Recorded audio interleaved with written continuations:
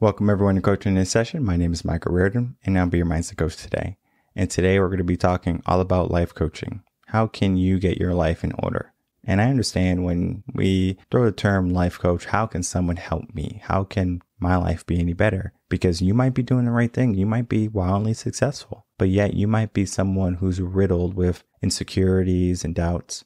Those people who might be in either spectrum. You think that you have everything in the world, and people who think they have nothing. Well, there's a coach for that.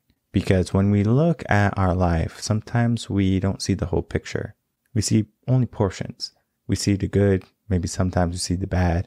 But it takes an awareness in the beginning, especially mindset. How are we thinking? And yeah, you might be in a very negative state of mind right now.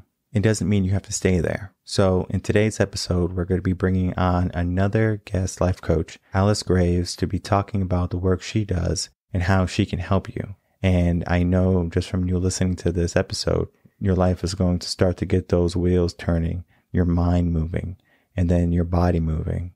And then the actions are going to follow, and then the results come after that. Let's get into that interview with Alice and myself.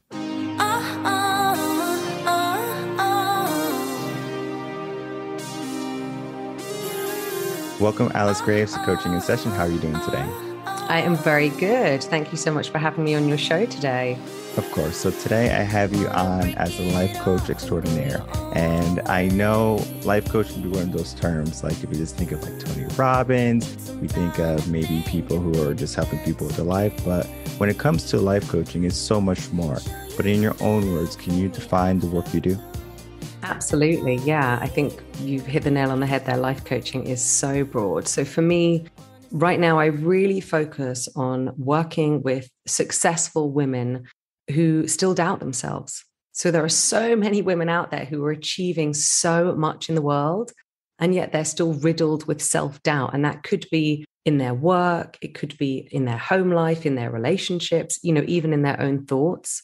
And for me, I really focus on working with these women so they can move from a place of living in self-doubt to a place of really recognizing their achievements and recognizing their success and moving into a place of confidence, because in that place of confidence, there's stability and there's ease. And that's really the work that I focus on. It's something I'm so passionate about. And also I find it a fascinating subject, confidence. It's, I think, something so many people want, but no one really knows what it is. So in a nutshell, that's what I do. And where would you say this self-doubt comes from, where it stems from? That's a very, very good question. And it's quite a complex answer. So research actually suggests that somewhere between 25 and 50% of your confidence actually is in your genetics. So it comes from your hormones like serotonin, cortisol, oxytocin. That mix of hormones actually can create confidence. And that can be genetic, but that's 25, 50%. And the rest is really down to nurture. It could really be stemming from experiences that you've had in your life. I think for a lot of us, we lose a sense of who we are. When you see children, they know exactly who they are. You ask them a question, they answer. There's no scanning, there's no thinking. It's just, this is the answer. This is who I am. And as you grow older, you start to experience things in your life that cause you pain. Maybe you're singing one day and someone takes the mick out of you and you think, oh, that hurt. I'll never do that again. And you start to hide parts of who you are.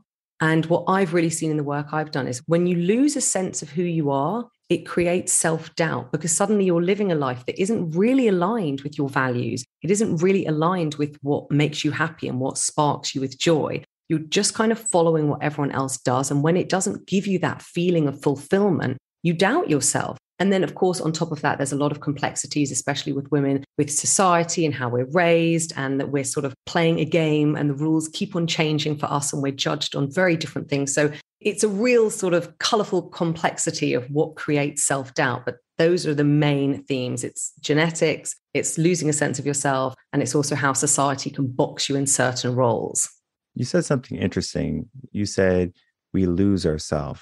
But there's also maybe another component to that. Maybe we never even find out who we are. So maybe we are just like going along with what our parents say, going along with what our friends say, our teachers say, and we never truly take some time to figure out who we are, to become confident in who we are. Do you think that's another component to self-doubt? Yeah, I love that actually. It's true because as you grow, part of growing is finding yourself. And no one is born, I suppose, knowing exactly who they are. It's all about your experiences.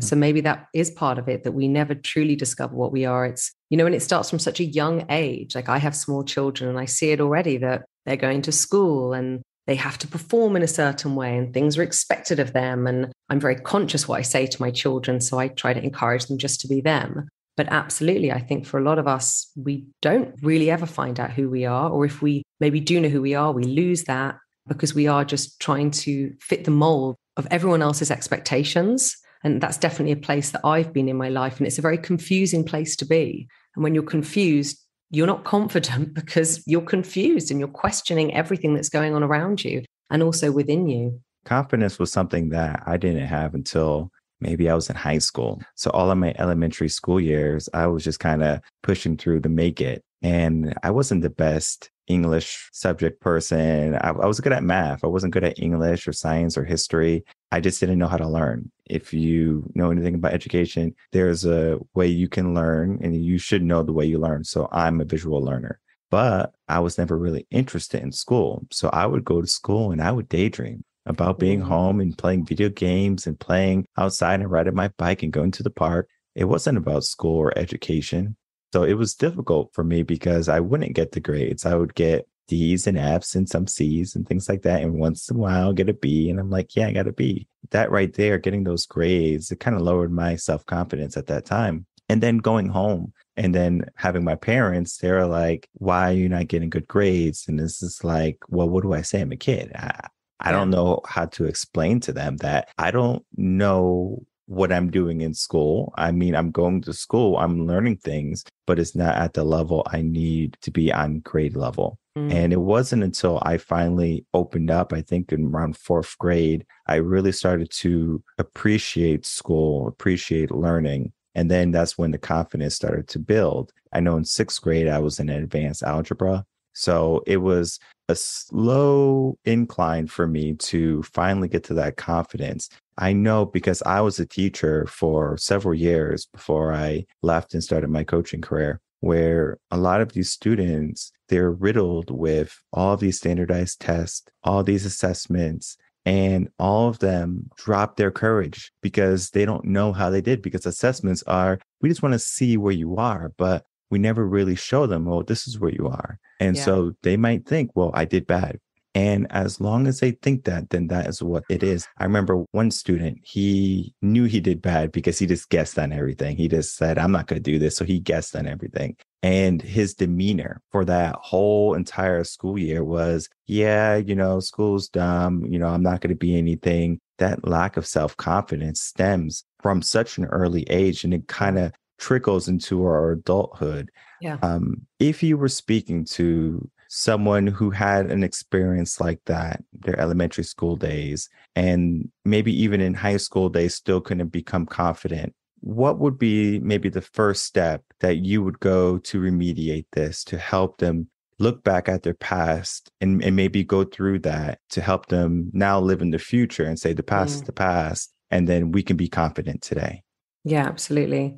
Like you just said, so many powerful things there. And I think the biggest thing, and obviously you being a mindset coach, this, it's your mindset. And that's where it's all in your mind. It's all about reframing. So I do quite a lot of NLP coaching, and a big part of that is reframing. And that is about going into your past and looking at those experiences and thinking, well, what else could it mean? Because we have an experience and then we create the narrative. So our narrative and our memory could be very different to actually what happens. So the example you give, someone does a test, they do badly, their story, their narrative, I'm stupid. I can't learn. I really struggle. That is what you're constantly telling yourself. And again, research has been done on this, that the effect, if you tell someone like, you're not good at this, you won't do well in a test, it will directly impact the results they have. Whereas if you tell someone like, you've got this, you're amazing, and you really have them believe it, the increase in the results, it's huge. And this is, scientific research they've done on this. So the mindset is everything. So for me, I would take someone through the experience of reframing the narrative they're giving that. And then I would really work with them on their mindset So they stop telling that story that I'm not good enough. And also separating this obsession with results and who you are as a person, because you're much more than a grade on a piece of paper. That doesn't define who you are. So again, it's going back to, who are you? What's important to you? Finding out what your strengths are and focusing on them. So maybe that's more than one step, but those are a few of the steps that I would go through. And there's this really great book I would recommend everyone to read called The Chimp Paradox. There's a bit in the book where the research talks about, the perfect example of creating self-confidence with sort of test results is a child comes home and they've done this beautiful picture at school. And the first thing the parent does is see the picture and say, oh my God, this is so amazing. And then they say to the child, we love you so much, which is what most parents would do. But what you're teaching your child is they're so amazing because they did an amazing picture. Whereas actually the better thing to do is that the child comes home, they say, hey, look, I've done this picture. And you say, hold on one second, put the picture to the side, give the child a big hug, tell them they're amazing, that you love them so much. And then you say, let's have a look at the picture. And when I heard that in the book, I thought, wow, it is. It's ripping apart this attachment we have with our results, our tests, what we've done, and how we feel about ourselves. And then that kind of goes into the peer acceptance type of thing, that we look for that validation in people, from people, and we don't care how we get it. So if we have to be negative and we get negative attention, still attention. If we get positive attention and we seek attention, it doesn't matter what type of attention we get, as long as we're being paid attention to. And when I was teaching, again, I would call students who sought the negative attention, I would call them heavy hitters, because they would always give you a run for your money. So you would go into class, you don't know what you're going to get that day. Are they in a good mood? What type of attention? And it's not so much that they're generally bad kids. It's just that at home, they might not get the attention that they want. So maybe it's a single parent household. They don't have maybe mom or dad. So the parent's doing the best they can. And especially if they have siblings, they're having to juggle everyone. They're going to school and they're just seeking attention. Yeah. And even if they brought that picture home to mom or dad,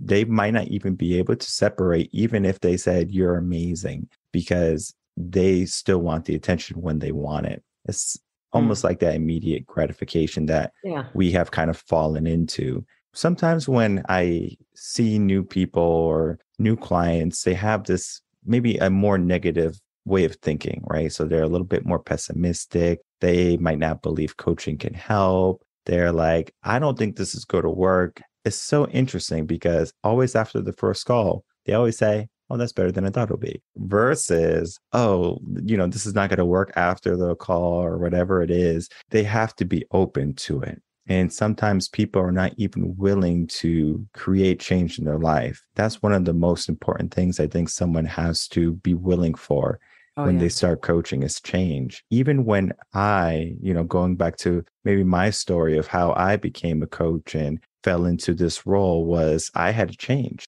I was a person who was going down a path that I thought was what I would want in my life. Lo and behold, if I kept going down that path, the only thing I would have found at the end was sadness and despair.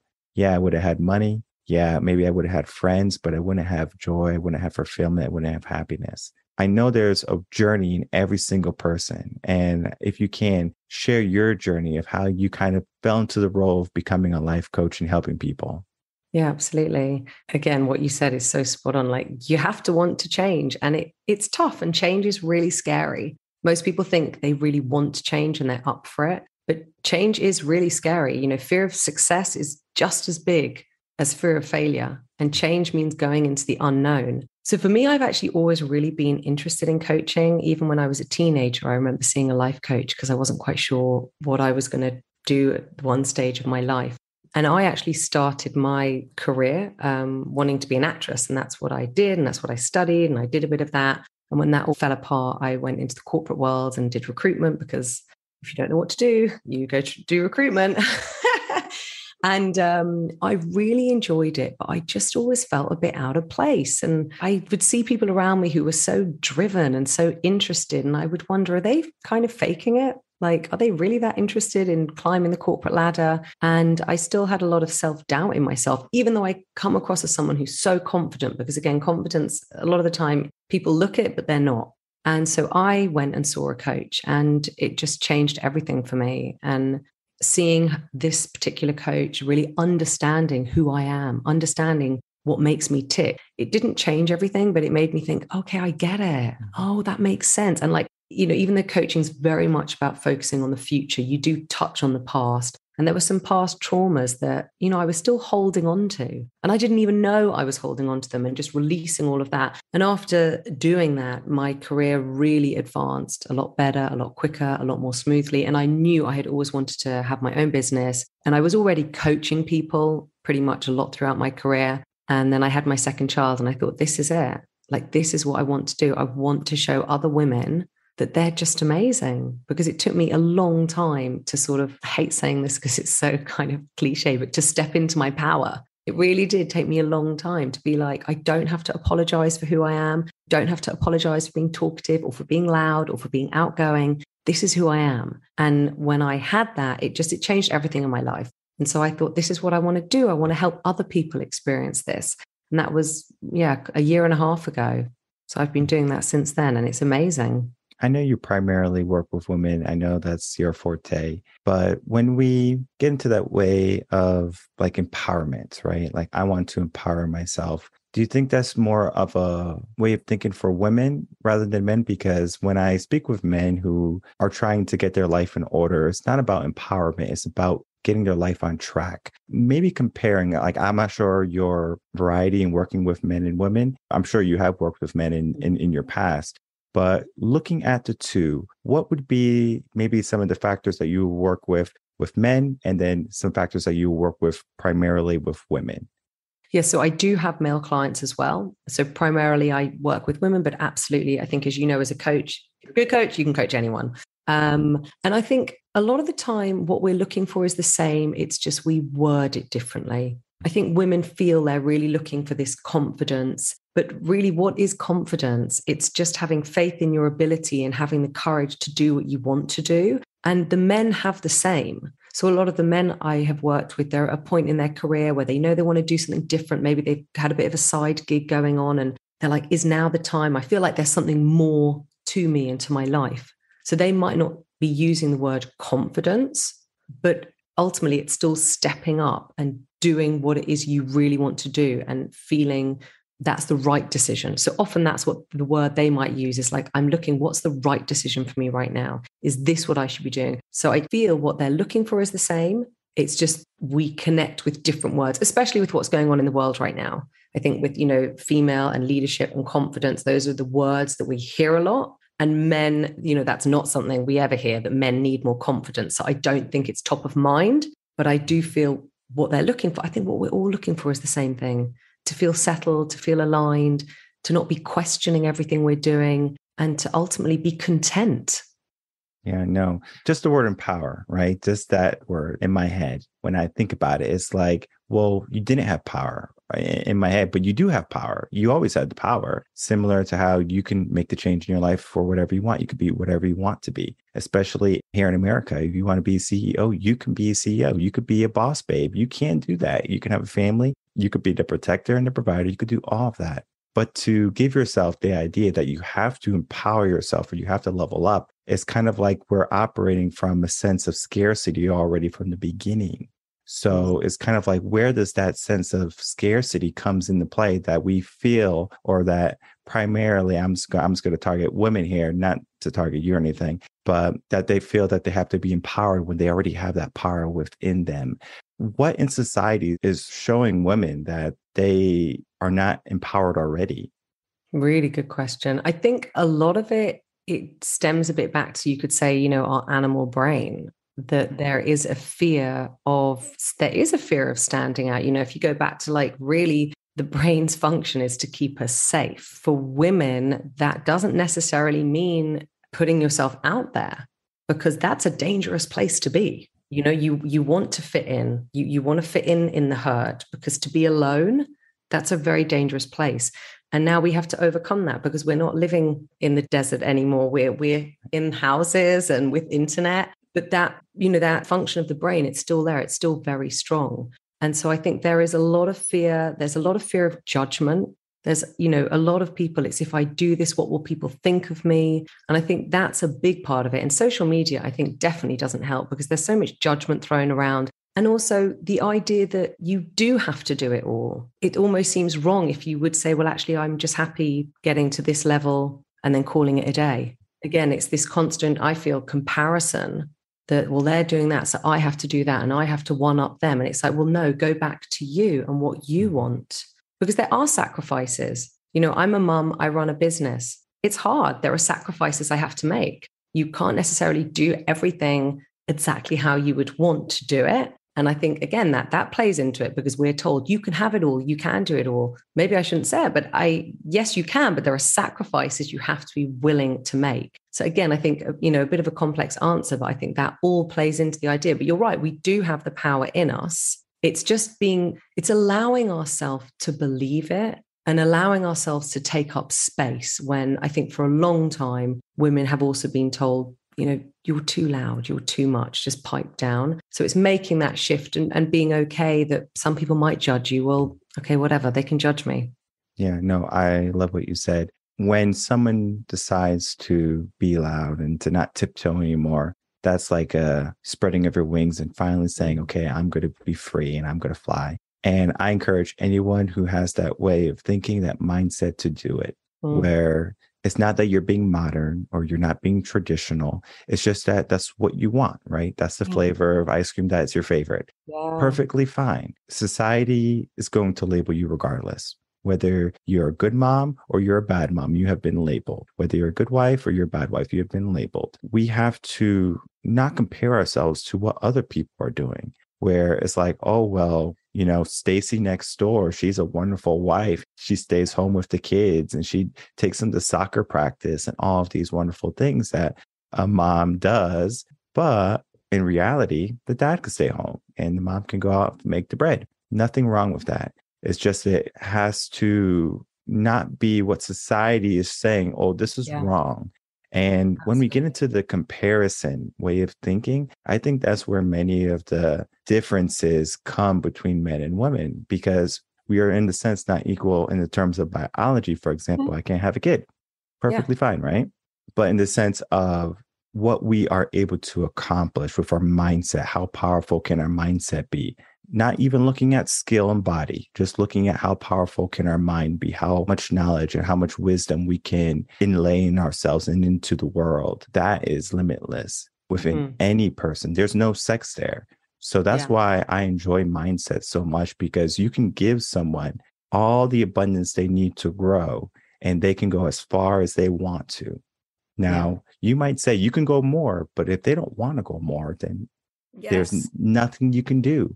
So when someone gets to that point where they're like, oh, you know, I'm just going to accept this. This is my life. Or they look at their circumstances, or maybe they look at their parents, or they look at their friends and they say, well, I'm better than them. That's the comparison mindset going again, because you're saying, well, you're like your parents. You're like your friends. You're like whoever. But why not choose your own path, your own destiny? And I think that's where many people get stuck. They get stuck in this comparison way of thinking. They get stuck in this way of society, and they get stuck in this way of, I am already limited. I have a scarcity mindset. I have to empower myself when they already have the power. They just have to realize. And it's that awareness. I think awareness is one of the most critical steps in coaching. For me, I say it a little bit different. I don't use the word awareness with my clients. I say we have to first figure out where we are so we can figure out where we want to be. And that's awareness. Yeah. Look at your surroundings and then starting to make the change. And when someone comes to you and they are totally unaware, they're oblivious to the fact that they have that power, what is something that you say that might change their whole entire perspective around?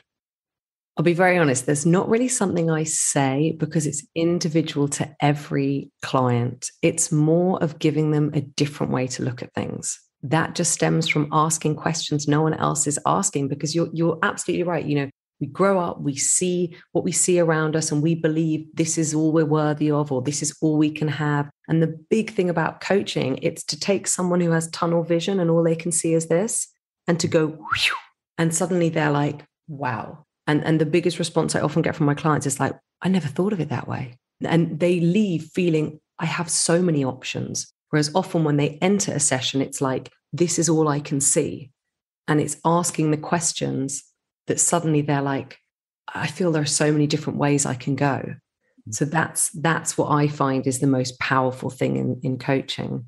And I just really wanted to say on what you were saying about comparison, I just love that so much, because I also feel this comparison game, it robs you of happiness, because you'll never, ever be happy if you're always comparing. And also you're comparing to people whose life maybe you don't even want, but you're so conditioned to see like, oh, but they got this better job, or they got more money. I want that. And I had that in my corporate job where everyone's climbing the ladder. And I thought, I have to do it as well. And this is why so many people are unfulfilled, because they are comparing themselves to someone else.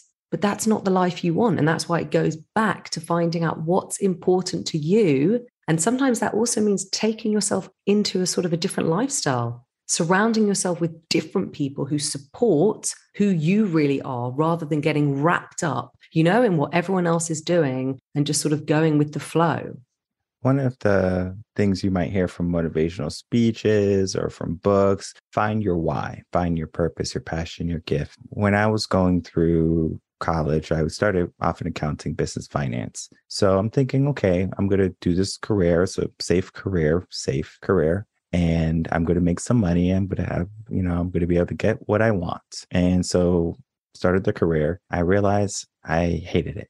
I was good at it, but I hated it. I was going in my second year, just dreading every moment that was going to happen that day. And I was like 19 at the time. I told myself, I can't make this the rest of my life. So I started the process of change, where when I did that change, I wasn't worried about other people. I was looking at me. What was going to be my future 5 years, 10 years from now? It took me a realization of paying attention to me, really looking on the inside. And then, of course, having many mentors guiding me along the way, because you think you want something and you go for it and you reach it. Similar to how you're saying, like the corporate rat race, where we want that promotion. They have this, and we finally get to the top and we're like, all right, we got to the top, but this is not making me any happier. I'm not fulfilled. I thought it was going to bring me some type of joy and some type of fulfillment. And when it comes to my life, what wakes me up in the morning is going to be personal to me, where it's like, I want to make a difference in the world, not so much a difference just in my life. And that's one of the reasons why I left teaching, was because, yes, I was making a difference in those students' lives, but that was one district, where now I can work with people internationally all over the world. And I have a good client base of youth, where I work with many teenagers, many young college students, where they're finally getting into that realm of, okay, I'm going to go after something. And I just give them some wisdom on what they might be able to expect. Because again, trial and error in certain areas is a good thing. If I just tell everyone, hey, you shouldn't go to college, you should just do this. Well, now they lost out all the experiences that they would have got for college. In college, I learned that drinking is bad. I learned that you have to do a bunch of papers, stay up all night, all-nighters. I learned about procrastination. I mean, I learned a lot in college that maybe I wouldn't have learned about in the real world. So it was like a finding for me, going to college and getting an education. And I think sometimes people tack on college with, you need to do this. You don't necessarily need college, but college teaches you different things. And if you have a coach, they can teach you those different things too. Similar to how you say, when you got your life coach, you were able to not see everything so tunnel vision. You had more options. Yeah.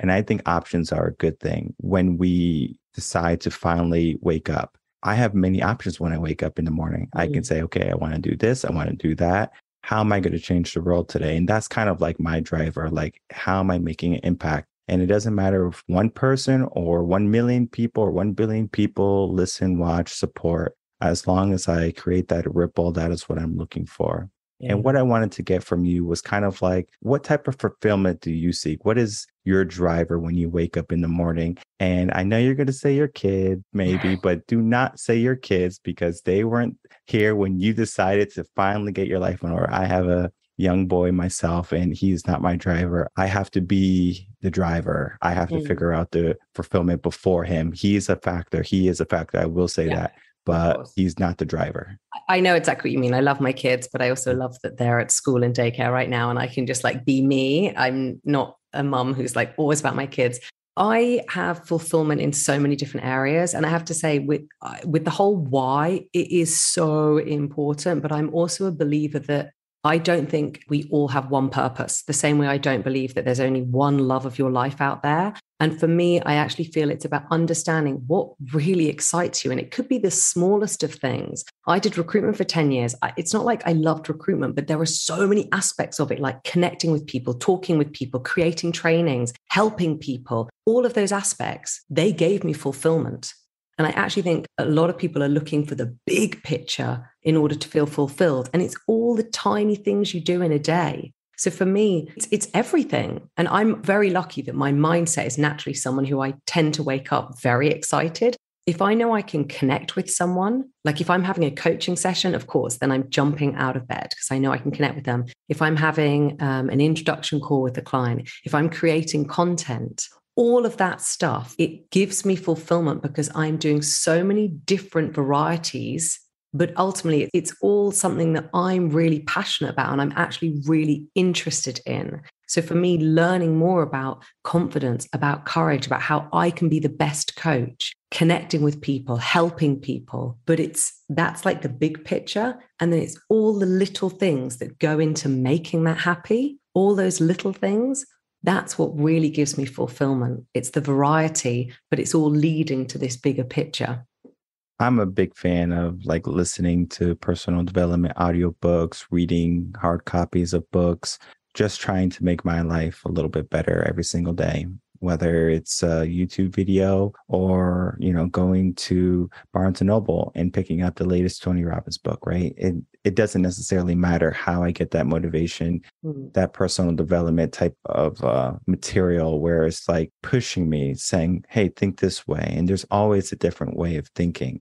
Similar to how you said, like, there's just not one thing that makes you fulfilled. Similar in personal development, you're going to find different areas where you can make improvements. And there's always small improvements that you can make. And yes, you might be a billionaire and have all the riches, all the wealth. Maybe you have a wonderful family that loves you, but you are not at that point where you can't grow anymore.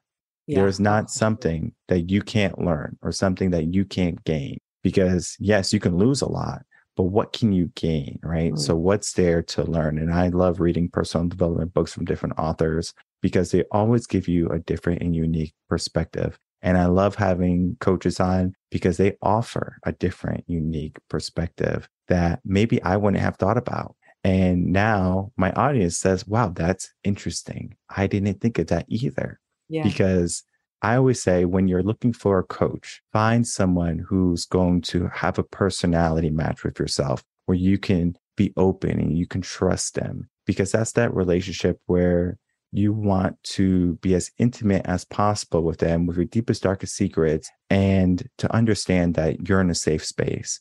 Because it could be difficult to tell someone your dreams, your aspirations, because you might have done it in the past. You might have said to someone, maybe your best friend, hey, I want to start my own business. Poppycock, you can't do that. You should just get a regular 9-to-5 like everyone else and then be happy. So people are dream killers in a sense, but when you work with a coach and you fill yourself with personal development material, it's going to give you that boost of, okay, I can make that change. Yeah. I will make that change. I think it's important for people to have access to quality coaches, to quality help, quality material. If you had to say to someone and give them maybe a starting point, I know you talked about the chimp book earlier with the way of thinking. For me, it's Napoleon Hill, Think and Grow Rich. That's typically the book I recommend to people initially starting off. If they're younger and they're in high school, I would typically give them like a Rich Dad, Poor Dad by Robert Kiyosaki. Mm-hmm. That's another good one. Just to change the way we think, personal development of growing your mind and to think a little bit differently than you typically would, to kind of give the audience a perspective of how you think or what direction you go in initially. What book would you say is a powerful first impact for a new client? Yes, so the book that I would recommend is Man's Search for Meaning. And this was actually written by someone who was in a German concentration camp. And it just shows you the power of the mind. It's a real classic book. I think it just shows you how much is all manifested in our own head. Because if you can be in a place, like a concentration camp and still come out of it and find meaning, wow. I mean, I think for me, that just shows the power. It gives me goosebumps, really. It just shows the power that the mind has. And I think that's a great place to start, just to give you that shift and show you that you do actually have a lot more control than you think you do on what's happening around you. Mm-hmm. And I believe the author is Viktor E. Frankl, correct? Yes. Yeah. Perfect. Yeah. So anyone who's looking for Man's Search for Meaning, Viktor E. Frankl is a wonderful book. I've read it also. And it's interesting because you would think that someone in a situation like that would have a very pessimistic mind, but he was very open and he was very aware. I think aware is one of the main factors that you should look for in that book because he's able to pay attention and not simply hide away. And I think sometimes in our society, or in many people's lives, they choose to hide, they choose to run, they choose to not show up. But I believe that if you can be brave, if you can be courageous to make that leap of faith, you can start to change your whole entire life around. And that can lead to more and better things in your life too. And I think the word you use there, courageous, because it does take courage. As much as sometimes we might hate our situation, there's comfort in habit, there's comfort in patterns. And as much as you're saying logically, no, I want things to get better, I want to change, there's a part of you that actually doesn't. And I've noticed with some of my clients, they will cling to their stories, it's like, no, they will defend it and defend it and defend it. And that's part of the role of a coach, to show them there is another way, because as much as they hate that story, it's all they've known and there's comfort there. And it's recognizing if you want to embark on a journey with a coach, it's going to get uncomfortable, because you're going into the unknown. I was explaining that you have this foundation, like a concrete foundation, and you're the tree growing through it. And it's kind of a bit like sometimes getting a hammer and breaking up the foundation so you can create something better there. That means there's also uncertainty, and uncertainty is a bit scary. And that's why you want to do it with a coach, because that's someone who's there. They're going to hold your hands. They're going to make sure you're okay. But it does take courage. And sometimes I will say to my clients, what you're experiencing, it feels like fear, but it's the beginning of something really amazing. Yeah, it's like a battle between your conscious and your unconscious, your subconscious thoughts, where it's like you want to get better. That's why you sought a coach. But then you have that comfort zone inside saying, hey, you're using too much energy. It's kind of scary. I don't know if you really want to do this. So I'm just going to help you out, and I'm just going to maybe not have you call your coach today, even though you should. And many people fall off there. But for the people who commit to it, it's similar to how New Year's resolutions, people commit to that change. And again, you have to either have some type of awareness that you really, truly want this, and you're going to do everything you can in your power to get it, or you have to have a trauma. And I prefer people not have traumas before they come to me, but the majority of my clients, they do have some type of trauma. Typically, the teens don't have traumas yet. It's just that parents see the path that their child is going on, and they want to mitigate as much harm to that young mind and body, whatever. And I was going to say, and it's such a shame, because it is a pattern that we will push ourselves to the point of pain before we make a change. I was working with a client, and she really wanted to leave her job. And she was like, oh, it would almost just be easier if I'd burn out, because then I'd be forced to leave. And I was like, do you hear what you're saying? Because it's kind of so scary to make the decision your own. We often wait until it's not our decision, because you've experienced a trauma, because you're in pain. The choice is no longer yours. Now you're being forced to do something about it. And for a lot of us, we wait until that point. And then, it is harder, rather than catching it before the trauma happens. And hopefully then the path is a bit easier. But then it's more your decision than you're making the decision. And often we just want someone else to make the decision for us. And that's a wonderful point you made there. Sometimes I have clients say, Michael, just tell me what to do. And I say, no, I'm not going to do that. I'm going to guide you the way that you need to be guided, because your path is different than my path. I've spoken about this on the podcast. If you do exactly what I did and you follow in my footsteps, you will not find happiness. You need to find your own happiness. You need to find your own destination, your own desired place. Sometimes people want the easy part. They want everything given to them. So there's like, just give me what you got, and then whatever it is, I'll be happy. But again, just because you think happiness is at some destined place, you will be rudely awakened to realize that happiness is not a destination. It's a state of mind. And I know what a life coach does, and I know especially what a mindset coach does, is we help you with the way you're thinking. And then that also correlates into how your life forms, and then everything else that comes into your life. It's not about scarcity. It's not about your comfort zone. It's about your growth zone, right? Being in a growth state of mind, living a life that you can be happy that you live, rather than a life that you dread waking up every single day and having to go to work, or waiting for Friday, or on the weekend going out and drinking to cover up all the pains and the sorrows. There's so much more to life than those moments where you're in your bed and you can't go to sleep, or you're in your bed and you can't wake up. You should be able to wake up and be so excited to go in your day and to do all these wonderful things. And you should be excited to go to sleep because you have done a wonderful job in your day, and be excited for tomorrow because of all the glorious things that you're going to do. That way of thinking is powerful. That's, beautiful, right? When I hear you say that, it's like, wow. And our life, it's gone in a fleeting moment. We think we have so much time. We don't. It's gone before you know it. And so many of us are waiting. Like I always say, the stage is set and we're all waiting. We're waiting on the side. What are you waiting for? Like, it's happening now. And no one's going to remember most of us. What are we so scared about? Just go and seize the day, as they say. Yeah, right. Time is fleeting. And just like our time in this episode, it's like it has already flew by. And I know episodes are so short and people might want more, but what I want is for people to get a taste of what you do, a taste of your mindset, and then so they can really dive into your coaching experience and your program, so they can begin to make changes in their life. So if I can, from you, Alice, please share with people how they can find you, and then any last words. Absolutely. So I do most of my connecting on LinkedIn. So you can just find me, and maybe we can put a link on your podcast, but it's just Alice Graves. And then my website is alicegraves.com. So you can find me in both of those places, and you can sign up for my newsletter. That's a great way to stay in contact if I have new courses coming out or any promotions coming along. But those are really the places to connect. So if you like what I've said, I would say go to my LinkedIn page, connect with me. You can drop me a DM. And I'd say for anyone listening, it can take a long time to get to the point where you're ready to make that change.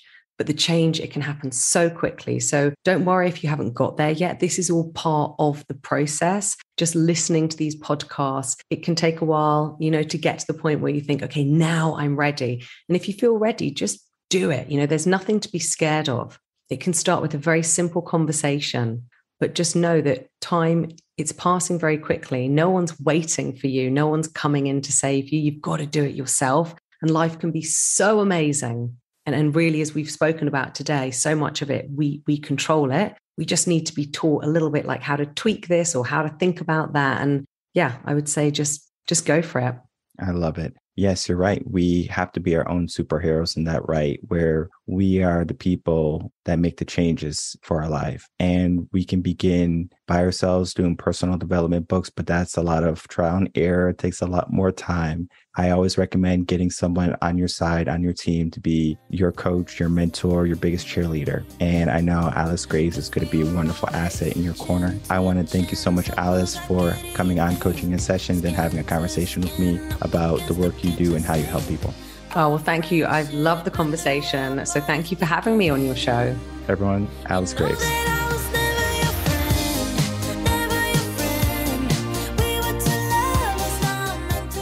All right, everyone. I would like to thank you so much for watching the interview with Alice Graves and myself. Of course, you can check all her information out in the description box below, whether you're an audio listener or you're a video listener. She's going to be only a click away for you to start your journey, to start the process of changing your life into a better way of thinking and a better way of being. And I always enjoy having other coaches on, whether it be a life coach, mindset coach, money coach, it doesn't matter the coach. I always learn something. And the thing I learned today is that we can empower ourselves, but it comes from a state of scarcity. Because in the sense of power, we have all the power we need. We have all the power within us. We have the energy. We have the will. It's just sometimes we have to uncover it. Sometimes we have to dig deep. We have to uncover our strengths and all of our abundance and all of our success, because they're going to be covered by all of our insecurities, all of our doubts. Though that process might be tedious and it might be scary in the beginning, we can make the difference we want in our life. It begins with the first step. And the first step can be you re-listening to this podcast, you sharing this podcast. The first step could be you getting coaching with Alice. Heading over to revenconcepts.com, checking out some of our content, whether it be from the blogs, the videos, or the podcast. We want you to understand the work that you can do is possible. We live in a world of limiting beliefs, and having a coach and having a mentor along the way is going to stop you from allowing those limits to be the driver in the seat of your life. So if you're ready to get back in control of your life and to really make the changes that you wish to have in the future, get a coach. Make the commitment today to change for the better and for the rest of your life. My name is Michael Rearden. I'm a mindset coach. If you have any questions, you can email me, coachinginsession@gmail.com, and I will see everyone on the next episode of Coaching in Session. Until then, everyone, take care.